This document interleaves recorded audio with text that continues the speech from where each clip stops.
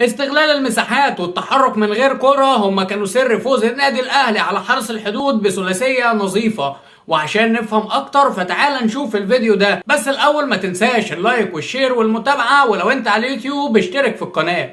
ده الهدف التاني للنادي الاهلي. اللي معاه الكوره ده عبد القادر، واللي بيطلب الكوره هناك ده محمد مجدي قفشه. عاوزك تركز في الجول بالظبط وتشوف ايه اللي حصل. بص على تحرك عبد القادر وما تبصش على قفشه دلوقتي. بص عبد القادر بيتحرك ازاي، بص المساحه اللي عبد القادر بص لقاها فاضيه، قام اخد بعضه وراح في المساحه اللي قدامه الفاضيه. تمام، شاف المساحه دي فاضيه وراح فيها، وقام مشاور لقفشه عشان يقول له العبها لي في الحته دي، ويلعبها له قفشه ومن لمسه واحده يشوط ويلف وسطه بطريقه حلوه قوي. لمسه واحده على طول عبد القادر خلاص خلص فيها. ادي الكرة من زاوية تانية. بص عبد القادر والتحرك بتاعه، بص عبد القادر مركزه فين واتحرك وراح فين. دي تعليمات مدرب.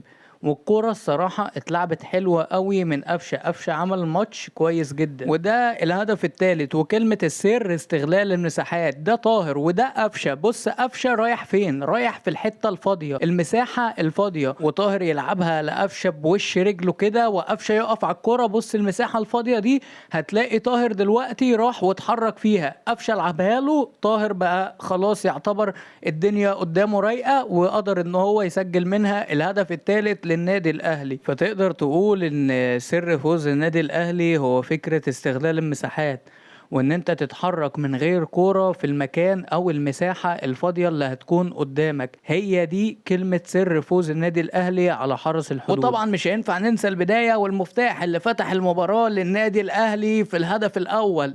هنا الكرة بتتلعب من عبد القادر، عبد القادر يلعبها، لكن المدافع محمود والي يتقمص شخصية هاري ماجواير. هاني ماجواير الدوري المصري يا جماعة.